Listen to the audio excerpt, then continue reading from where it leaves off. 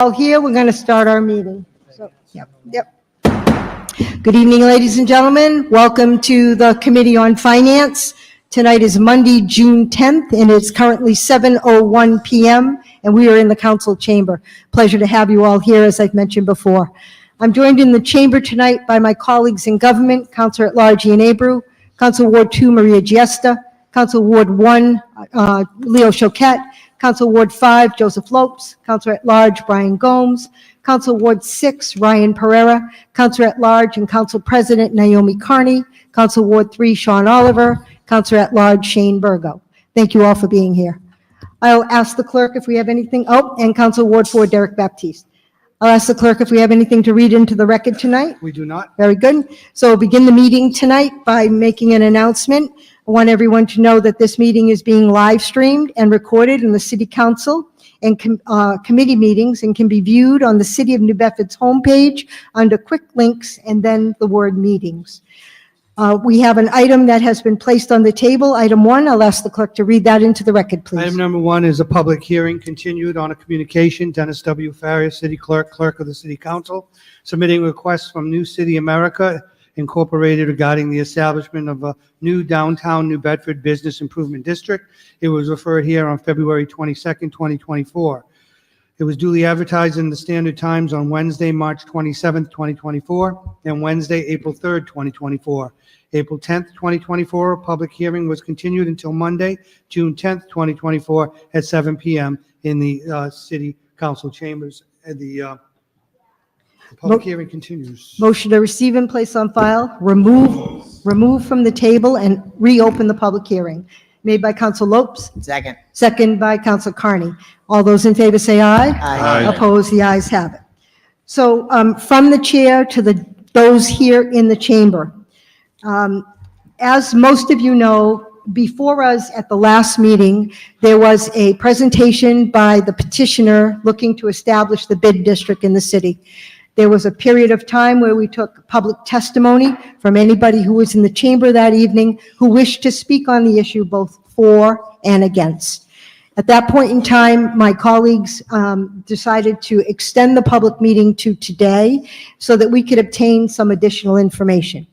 As everyone in this chamber is aware, there's been a lot of conversation in the media, and I'm sure my colleagues and I feel the same way about whether the information that was presented to us here for consideration has in fact met the thresholds per the law.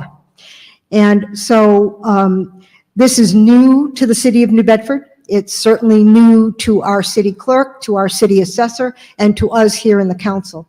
And so the chair is going to request of the body tonight that we request that our city solicitor, our attorney, our city clerk, and our assessor recertify the information that was presented to us from the petitioners to be in fact sure that the transactions that were recorded and presented to us and the information that was presented does in fact meet the thresholds per the law for us to go forward to consider the bid proposal.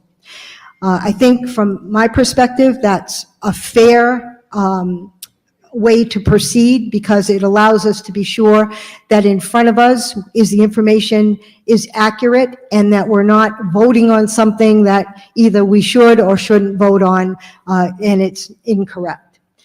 So if the body is in agreement with that, I am going to soon entertain a motion to make that request that our city officials work to recertify the thresholds that are presented to us in front of the bid.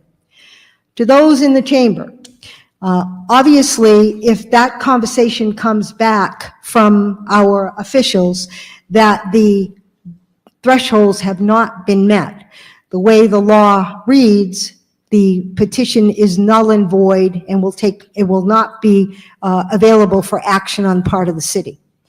So a couple of you have asked me where the sign-up sheet is tonight. And honestly, at this point, if we are going to consider asking for recertification of the numbers, it doesn't make sense to the chair that we take additional public comment at this point in time, knowing that there's a possibility that the document before us may or may not be certifiable. So the chair is going to request, when the motion is made, that anyone in the chamber tonight who is in fact here to give testimony, consider coming back when we have the public hearing then in July. It's going to be a July date. And if in fact the petition before us is valid and is going to move forward throughout this body, we will then take whatever testimony anyone wants to give us at that point in time. I don't want to waste anyone's time. I don't want you to, make comments on something that may or may not go forward tonight. I want you to have all the information that we have available to us before you make your comments. I hope that's understandable to all of you. That may not be acceptable to all of you, but it seems to be a course of action that's probably best for everybody to consider going forward. So at this point, I would ask my colleagues if you are in agreement to make a motion. I'm seeing Councilor Burgo to ask us to obtain the information on the recertification, please, Councilor Burgo. Yes, I move that the committee requests that the city clerk and administrative assistant to the Board of Assessors both revisit their respective determinations with respect to the petition for the establishment of a business improvement district submitted by the New City America on or about January 25th, 2024, and clarify whether the petition in fact meets the establishment criteria pursuant to General Law, Chapter 40O, Section 3, upon a further review, and that the committee be apprised of the outcome of such further review on or before Monday, July 22nd, 2024. Second. Okay, motion has been made by Councilor Burgo, seconded by Councilor Gomes. Any discussion on the item before us from the body? Seeing none, roll call vote on requesting additional information. Councilor Abreu? Yes. Yes, Councilor Abreu. Councilor Baptiste? Yes. Yes, Councilor Baptiste. Councilor Burgo? Yes. Yes, Councilor Burgo. Councilor Carney? Yes. Yes, Councilor Carney. Councilor Triquette? Yes. Yes, Councilor Triquette. Councilor Giesta? Yes. Yes, Councilor Giesta. Councilor Gomes? Yes. Yes, Councilor Gomes. Councilor Lopes? Yes. Yes, Councilor Lopes. Councilor Morad? Yes? Yes, Councilor Morad. Councilor Oliver? Yes. Yes, Councilor Oliver. Councilor Pereira? Yes, that passes 11-0. Item passes 11-0. Now, colleagues, and those in the chamber, we are going to make a motion to extend the public hearing now, once again, to a date, as Councilor Burgo just indicated to you, on Monday, July 22nd. This is a public hearing. At the last public hearing, many people came and spoke in favor and in opposition. If there's anybody in this chamber who has come tonight to give testimony who cannot, for whatever reason, join us on the 22nd of July at 7 o'clock in the chamber, I will allow you to address the body. My preference, as I've mentioned before, is to wait to be sure that we have all the information before us, all of you and all of us. So, okay. Billy, you okay? Yeah. Okay. I did, yes. Okay, yeah, thank you. Sorry. Probably should have told them. We should have. Okay. I apologize to those in the balcony. Yep. I prefer that you wait and give me your or give the body your testimony on July 22nd, once we know whether the bid petition is before us in a valid way. But if for some reason you cannot come back on Monday, July 22nd, please advise me now by a show of your hand. Okay, and now you're being very honest with me. You cannot come to that meeting on July 22nd. Okay, so I believe you, and we will hear from these 3 or 4 people who have raised their hand. If there's anybody in the balcony who is also in this situation, I ask you to make your way down into the chamber, please. And we'll begin with the first person. As you know, there's no sign-up sheet, so we will need you to state your name and your address for the clerk clearly, and you will have 3 minutes to make your presentation. I should also say that if you spoke at the last meeting on April 10th, you will have to come back on July 22nd. So. Okay, sir? Your name and address, please, for the record. Marcus Coward. My address is 288 Palmer Street. And Marcus, could you please spell your last name for the clerk? Coward. Thank you. So you'll have 3 minutes, sir. My name is Marcus Coward, and I'm a New Bedford resident. And I'm against the bid for downtown and any and all future bids in New Bedford. I'm a black man born and raised in New Bedford, a son of divorce, a working class family, and a middle child with 5 siblings. I've moved around 20 times in my whole life around New Bedford. I'm 25 with no kids. I love my family, and I'm your average New Bedford resident. I'm a deacon and a Sunday school teacher at the United House of Prayer for All People. I'm an Army veteran and served as an infantryman, the toughest job in the Army. I served because I love my home, and I'm willing to fight to defend it. I've worked at Sister Rose's house, a men's shelter. I'm an NAACP member. I'm a director of operations for the New Bedford Health Initiative, a nonprofit who actually meets on the City Hall steps last Saturday of every month. I just finished working at Nativity Prep, the middle school I went to. I go to school and work at BCC to learn more about politics, and I'm a member of the West End Association. The way to help New Bedford is to get involved from the ground up, not to get people not from New Bedford taking our money and using it in ways we don't want. The Standard Times loophole ad is shady, and it may be lawful, and it may meet the threshold for passing, but it is not ethical. Thank you for those who support our protest in New Bedford's voice, and we do condemn those who support this bid. We were too late for George Floyd. We were too late for Malcolm. We were too late for Aaron Bushnell, but we are not too late to save New Bedford. This bid is not of, by, or for the people. I, New Bedford, we, New Bedford, say no bid never. Thank you, Marcus. All right, who is the next person? Okay.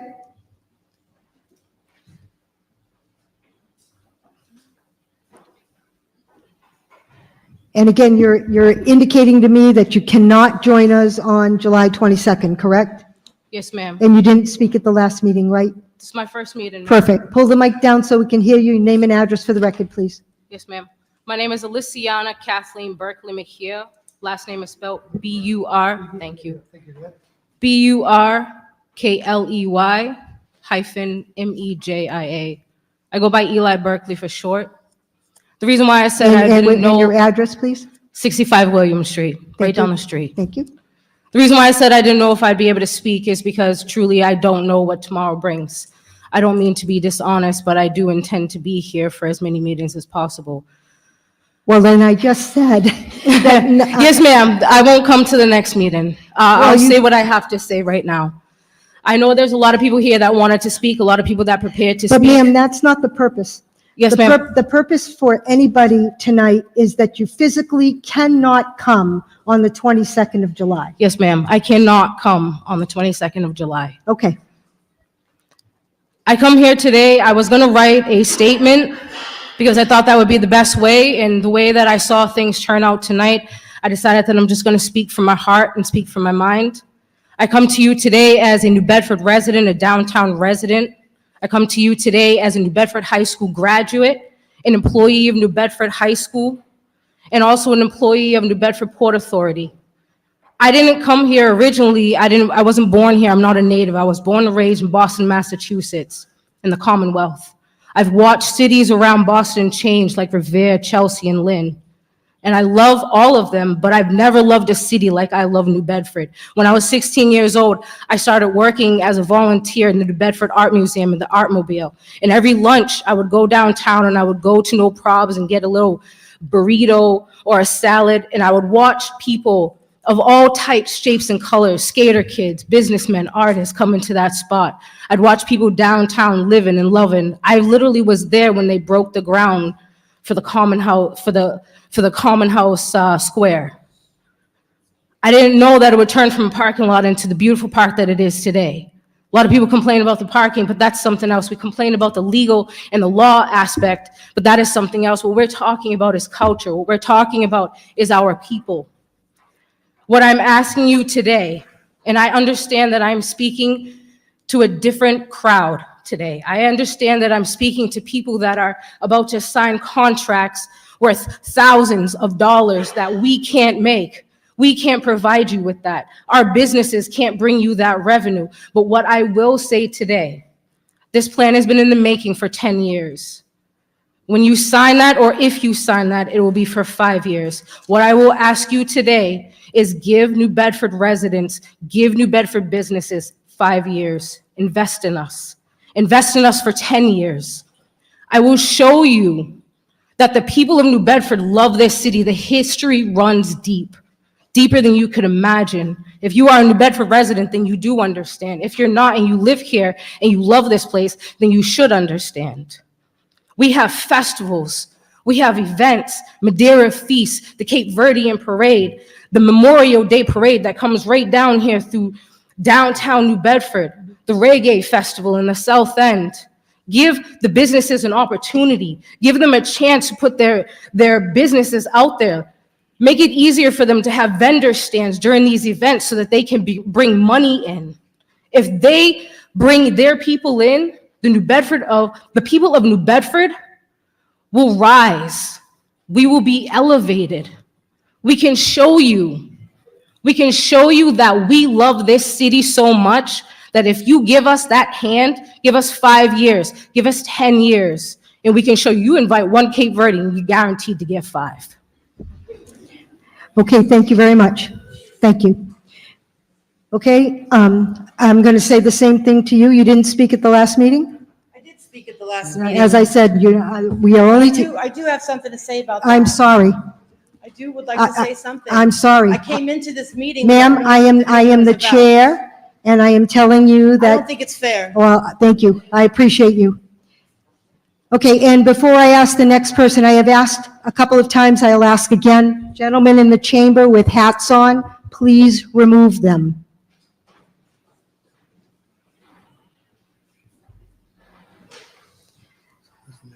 Okay, who's the next person who can't make it? Come on. Thank you, sir.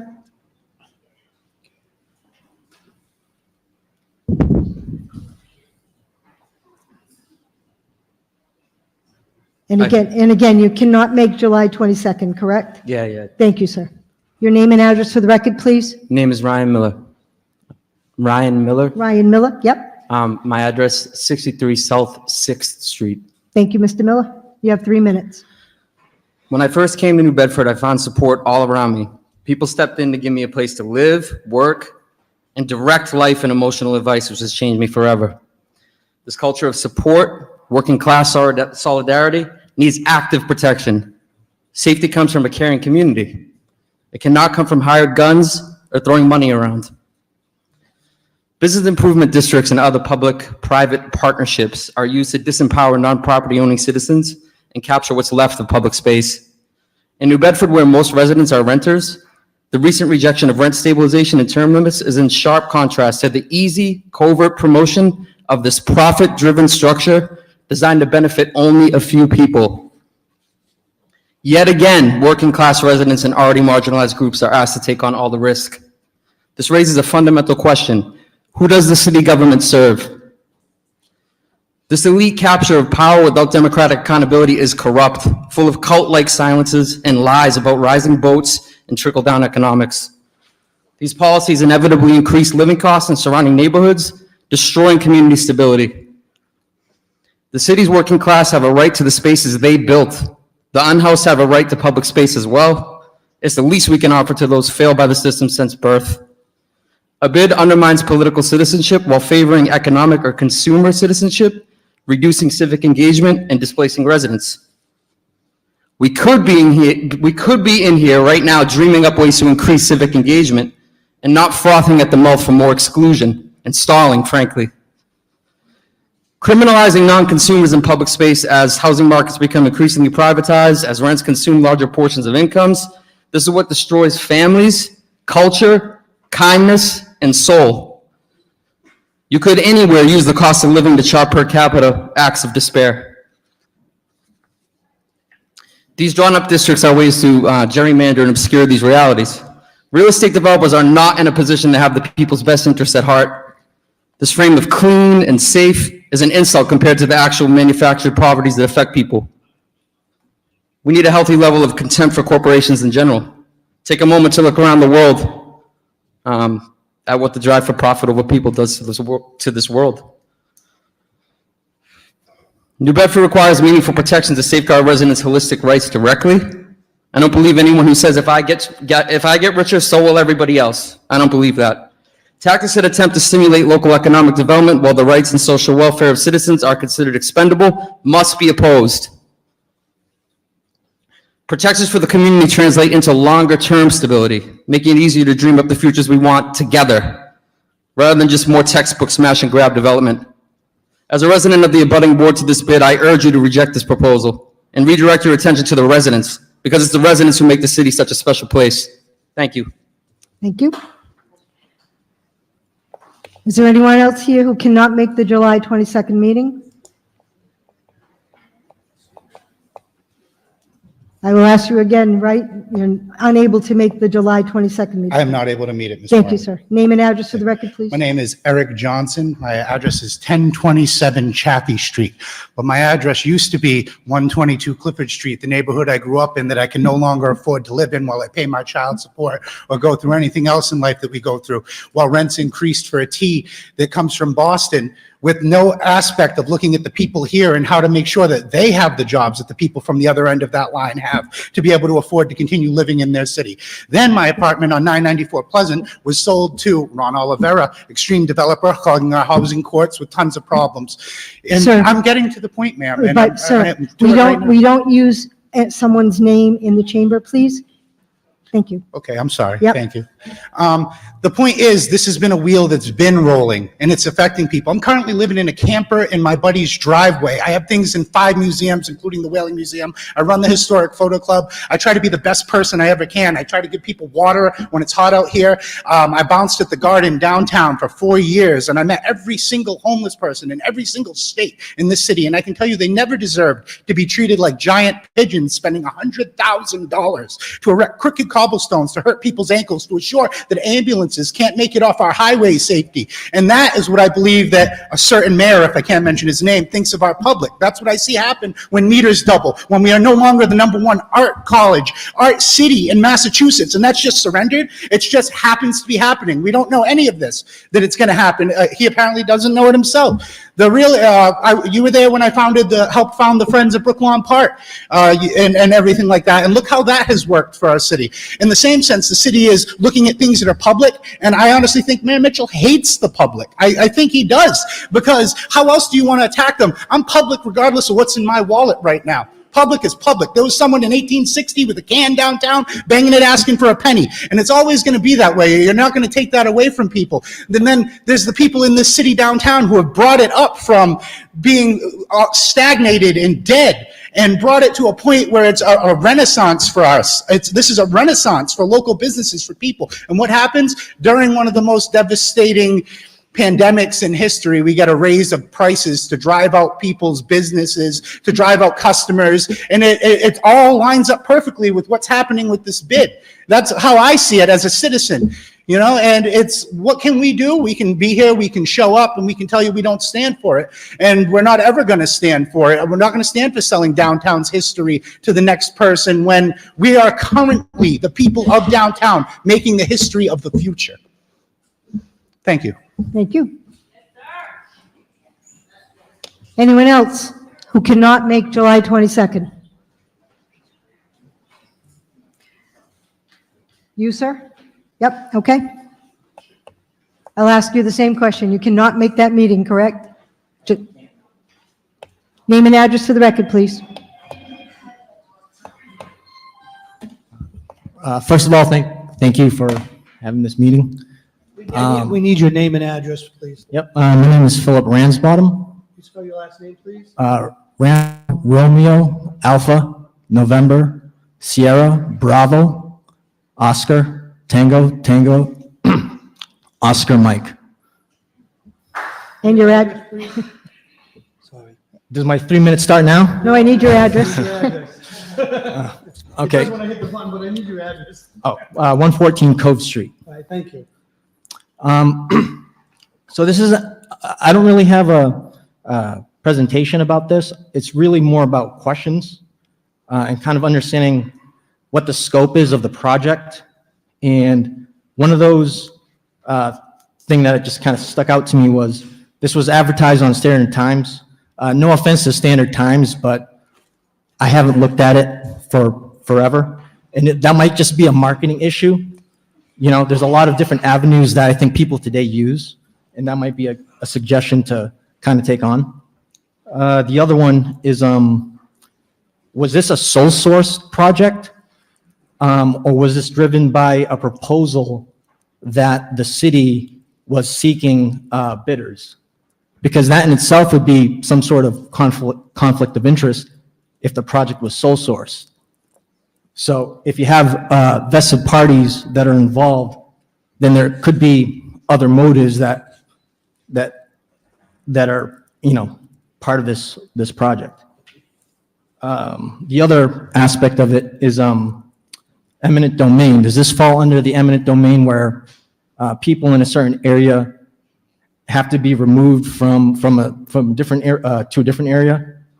Because if there is going to be construction being done and demolition of certain buildings or locations, wouldn't that displace a whole group of people?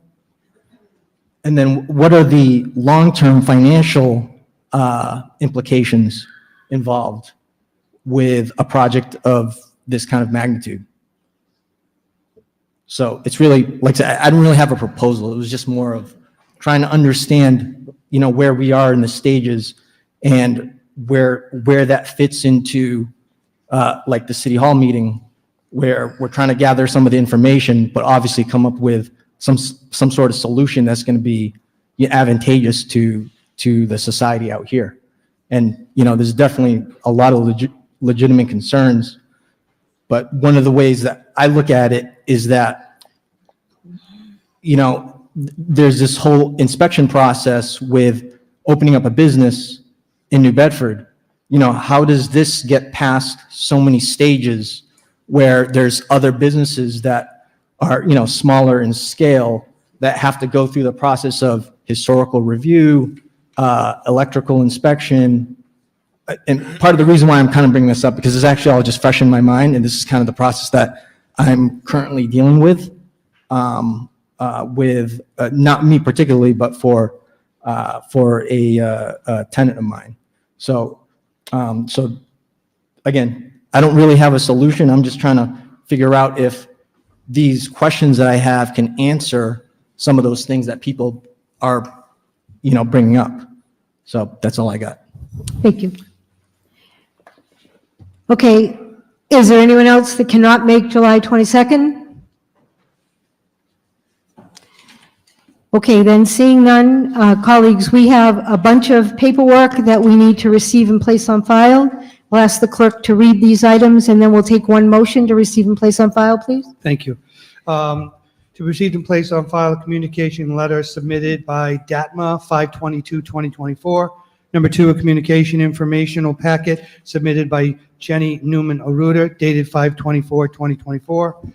Number 3 is a communication email submitted by DNB Board of Directors, May 30th, 2024.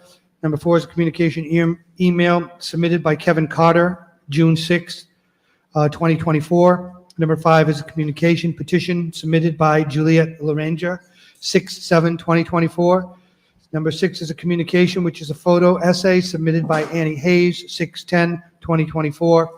Number 7 is a communication document submitted by Rick Miller, 6/10/2024.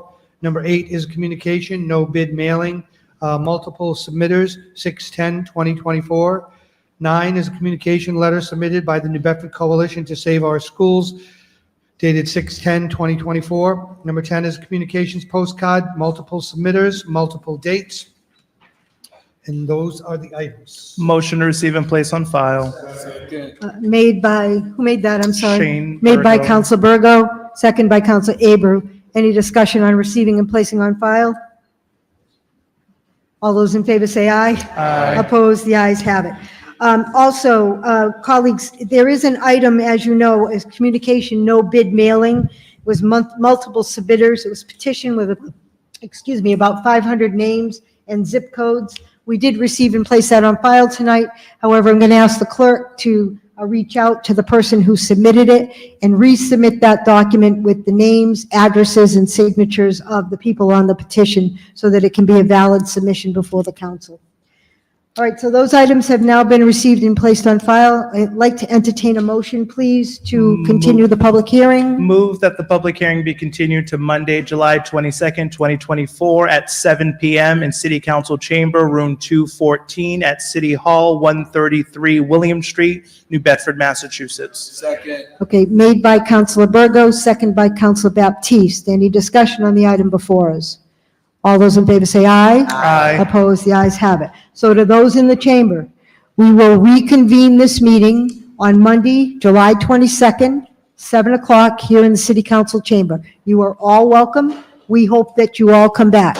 At that point in time, we'll receive information that we requested, asking whether the threshold's been met by the bid. If in fact that has happened, we will continue the public meeting, and we will take testimony for and against the proposal that's before us. Okay? Very good. So thank you again for all coming out tonight. We'll look forward to seeing you on Monday, the 22nd. I'm sorry, July 22nd, thank you. Motion to adjourn. Made by Councilor Pereira, second by Councilor Oliver. All those in favor say aye. Opposed, the ayes have it. We adjourn today at 7:33 PM.